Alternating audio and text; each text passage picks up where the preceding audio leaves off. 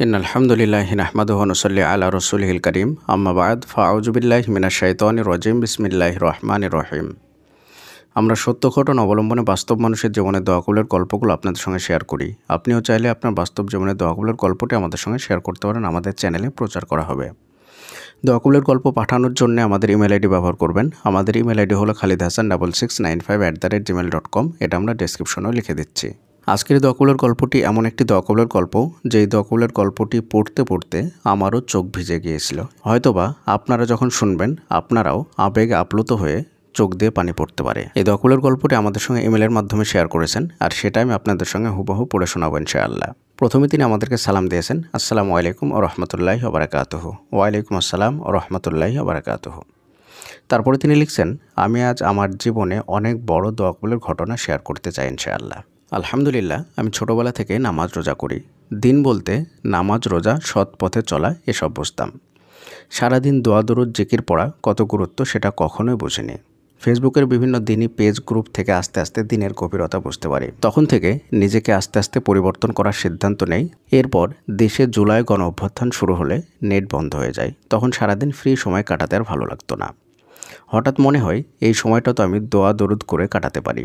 আলহামদুলিল্লাহ, তখন থেকে আমার আস্তে আস্তে দোয়া জিকির পড়া শুরু হয়। সারাদিনে অল্প অল্প করে পড়া শুরু করি এবং নিজের অন্তরের প্রশান্তি উপলব্ধি করতে পারি। এরপর আসে আসল ঘটনায়। এটা জুলাই গণ অভ্যুত্থানের পরের ঘটনা। আমার 2.5 বছরের একটা ছেলে বাচ্চা আছে। আমি কয়েক মাস ধরে খেয়াল করি আমার ছেলে এক পা খুঁড়িয়ে খুঁড়িয়ে হাঁটে।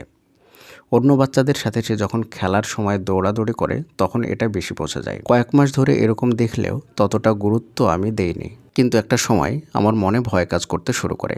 কয়েকদিন ভালোভাবে দেখার পর বিষয়টা আমার স্বামীকে জানাই। সে বলে, অত চিন্তা করো না, হয়তো ব্যথা পেয়েছে, পরে ঠিক হয়ে যাবে। কিন্তু আমার কেন জানি মনে হয় ব্যথা পাওয়ার জন্য তো কয়েক মাস ধরে এরকম করে হাঁটবে না, হয়তো কোনো সমস্যায় আছে। আমি আমার মাকে এবং ভাইকে ব্যাপারটা বলি। আমার মা বলে, আল্লাহকে ডাকো, আল্লাহ রহমত করবে। তারপর বিভিন্ন দোয়া কবুলের গ্রুপে ইস্তেগফার দরুদ শরীফের ফজিলত দেখে আমি সিদ্ধান্ত নিই দরুদ শরীফ পড়ে আল্লাহর কাছে সাহায্য চাইব।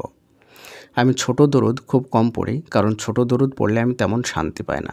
তারপর সারাদিন যতটুকু পারতাম দরুদে ইব্রাহিম পড়তাম। ছেলের গায়ে ফু দিতাম আর আল্লাহর কাছে বলতাম, আল্লাহ আমার ছেলের পা তুমি ঠিক করে দাও।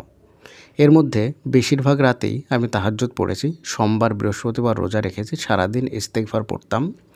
তবে দরুদে ইব্রাহিম বেশি পড়তাম আর ছেলের জন্য দোয়া করতাম। আলহামদুলিল্লাহ, আল্লাহ তাআলা এই অধম পাপী বান্দার দোয়া কয়েক সপ্তাহের মধ্যে কবুল করেছেন। আমি কয়েক সপ্তাহ পর খেয়াল করি আমার ছেলে আর খুঁড়িয়ে খুঁড়িয়ে হাঁটে না। আলহামদুলিল্লাহ, এখন সে ঠিকভাবে হাঁটতে পারে, দৌড়াতে পারে। এটা আমার জীবনের কত বড় দোয়া কবুলের গল্প সেটা আপনাদেরকে বলে বোঝাতে পারবো না। একটা মায়ের জীবনে আল্লাহর দেওয়া অনেক বড় নিয়ামত হলো নিজের সন্তানকে সুস্থ দেখা। আমি যখন গল্পটা আপনাদেরকে লিখছি তখন আমি কান্না করতে করতে লিখছি। এটা কোনো দুঃখের কান্না নয়, এটা আল্লাহ তাআলার রহমত পাওয়ার কান্না। সুবহানাল্লাহ। প্রিয়দিনী ভাই এবং বোনেরা, আমি প্রথমে বলেছি এই গল্পটা পড়তে পড়তে আমারও চোখ ভিজে যাচ্ছিল। কিছু কিছু দোয়া কবুলের গল্প এমন আছে যেইগুলা খুব শান্তভাবে কবুল হয়ে যায় এবং অনেক বড় ধরনের দোয়াটা কবুল হয়ে যায়। এই দোয়া কবুলের গল্পের সঙ্গে ইমাম বুখারী রাহিমাহুল্লাহর জীবনের অনেকটা মিল আছে। আমরা সকলেই জানি যে ইমাম বুখারী যখন ছোট ছিলেন তখন তিনি অন্ধ হয়ে গিয়েছিলেন। বসন্ত রোগে আক্রান্ত হয়ে তিনি দুটো চোখেরই দৃষ্টি হারিয়ে ফেলেছিলেন এবং পরবর্তী দীর্ঘ একটা সময় ধরে তার মা তার জন্য দোয়া করেন এবং দীর্ঘ কয়েক বছর পরে আল্লাহ তাআলা তার দৃষ্টিশক্তিকে ফিরিয়ে দিয়েছিলেন তার মায়ের দোয়ার কারণে।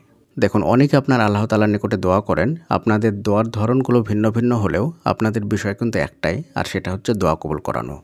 এই গল্পের শেষে তিনি বলেছেন, একজন মায়ের নিকটে তার ছেলেকে সুস্থ দেখার চাইতে আর কোনো বড় নিয়ামত তার কাছে নেই। একজন মা যখন তার অসুস্থ ছেলের জন্য দোয়া করেন এবং চোখের সামনে সুস্থ হতে দেখেন, তখন তার চাইতে বড় নিয়ামত আর কিছুই হয় না। আর দরুদ শরীফের আমল এমন এক পাওয়ারফুল আমল, এই আমলের বিষয়ে আর কী বলবো। এই আমলের বিষয়ে তো আপনারা সকলেই জানেন যে আমলটির দ্বারা অনেক বড় বড় সমস্যা আল্লাহ তাআলা সমাধান করে দেন। যেমন বর্তমান যুগে একজন আরবি ও ইসলামিক স্কলার আছেন, তিনি দরুদ শরীফ পাঠ করে তিনার হার্টের সমস্যাকে সমাধান করে দিয়েছিলেন আল্লাহ তাআলা। সত্যি অনেক পাওয়ারফুল আমল। এই আমলটির সঙ্গে আপনারা যদি আঠার মতো করে লেগে থাকেন, যে কোনো সমস্যায় যদি এই দরুদ শরীফকে আমল করতে পারেন, তাহলে আশা করি ইনশাআল্লাহ আল্লাহ তাআলা আপনার যে কোনো সমস্যাকে সমাধান করে দেবেন শুধুমাত্র দরুদ শরীফ আমল করার মাধ্যমে। দরুদ শরীফ অনেকগুলো আছে, তার মধ্যে ছোট দরুদ হচ্ছে সাল্লাল্লাহু আলাইহি ওয়াসাল্লাম এবং বড় দরুদ হচ্ছে দরুদ ইব্রাহিম, যেটা আমরা নামাজের শেষ বৈঠকে পাঠ করে থাকি। কোনো ব্যক্তি যদি আল্লাহ তাআলার নিকটে হাত তোলার পরে কোনো কিছু না বলে শুধুমাত্র দরুদ শরীফে পাঠ করেন, তাহলে আল্লাহ তাআলা তার সমস্ত প্রয়োজনকে পূরণ করে দেবেন। বলুন সুবহানাল্লাহ। আপনি শুধুমাত্র আল্লাহর দরবারে হাত তুলে শুধু দরুদ শরীফ পাঠ করবেন, কিচ্ছু বলতে হবে না মুখে। আপনি আল্লাহর দরবারে হাত তুলবেন এবং শুধুমাত্র দরুদ শরীফ পাঠ করবেন আপনার পুরো দোয়া জুড়ে। আপনাকে মুখে কিছু বলতে হবে না। আপনার প্রয়োজনগুলো কি সেটা তো আল্লাহ সুবহানাহু ওয়া তাআলা জানেন। আল্লাহ তাআলার নিজ রহমতে আপনার সেই সমস্ত প্রয়োজনগুলোকে পূরণ করে দেবেন শুধুমাত্র দরুদ শরীফের ওসিলায়। তাহলে একবার চিন্তা করুন কতটা পাওয়ারফুল আমল দরুদ শরীফ। সবসময় দরুদ শরীফ এবং ইস্তিগফারের সঙ্গে আঠার মতো করে লেগে থাকবেন। যে কোনো সমস্যা আল্লাহ তাআলা এই দুটো আমলের দ্বারা সমাধান করে দেবেন। তার সঙ্গে যদি আরও দুটো পাওয়ারফুল আমল যোগ করতে পারেন তাহলে তো আরও ভালো হয়। আর সে দুটো হচ্ছে দোয়া ইউনুস এবং তাহাজ্জুদ। দোয়া ইউনুসের ব্যাপারে আর কি বলবো, আল্লাহ তাআলা কোরআনের মধ্যে বলেছেন দোয়া ইউনুস যদি কোনো মুসলিম পড়ে তাহলে আল্লাহ তাআলা তার দোয়াকে কবুল করে নেন, তাকে বিপদ থেকে উদ্ধার করেন। এবং তাহাজ্জুদের সময় যদি আপনি উঠে যদি 2 রাকাত 4 রাকাত 6 রাকাত 8 রাকাত তাহাজ্জুদের সালাত আদায় করে আল্লাহ তাআলার নিকটে যদি দোয়া করেন তাহলে এর ফজিলত অনেক বেশি। শেষ রাত্রে অর্থাৎ যখন 1/3 বাকি থাকে সেই সময় আল্লাহ তাআলা নিজেই দুনিয়াবে আসমানে নেমে আমাকে আপনাকে বান্দাদেরকে ডাকতে থাকে। আল্লাহ তাআলা বলেন, কে এমন আছে আমার নিকটে চাইবে আমি তাকে তা দেব, কে এমন আছে যে দোয়া করবে আমি তার দোয়াকে কবুল করব, এবং কে এমন আছে যে ইস্তিগফার করবে আমি তার ইস্তিগফারকে কবুল করব।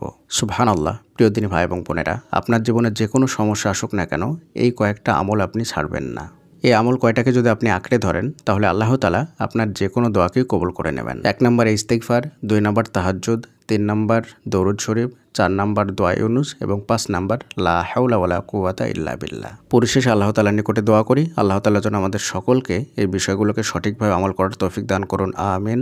আর সেই সঙ্গে আপনাদেরকে জানিয়ে দিতে চাই, আপনারা যারা ইতিপূর্বে ইমেল করেছিলেন এবং আপনাদের ইমেলের যথাযথ জবাব দেওয়া হয়নি তারা আবার অবশ্যই পুনরায় ইমেল করবেন। এগুলো আমরা ইচ্ছাকৃতভাবে করি না। অনেক সময় এমন হয় যে অনেক ইমেলের চাপ হয়ে যায়, যার কারণে আগের ইমেলগুলো নিচের দিকে চলে যায়, সেগুলো আমরা পরবর্তীতে চেক করতে পারি না। এবং যারা ইতিপূর্বে দোয়াকুলার গল্প আমাদের কাছে ইমেল করেছিলেন তাদের দোয়াকুলার গল্পগুলো যদি পড়া না হয় তাহলে অবশ্যই আবারও আপনারা সেই দোয়াকুলার গল্পগুলো আমাদের কাছে ইমেল করবেন। আমরা সবসময় চেষ্টা করি আপনাদের পাঠানো দোয়াকুলার গল্পগুলো এবং আপনাদের করা প্রশ্নগুলোর যথাযথ উত্তর দেওয়া এবং দোয়াকুলার গল্পগুলোকে আমাদের চ্যানেলে আপলোড দেওয়ার।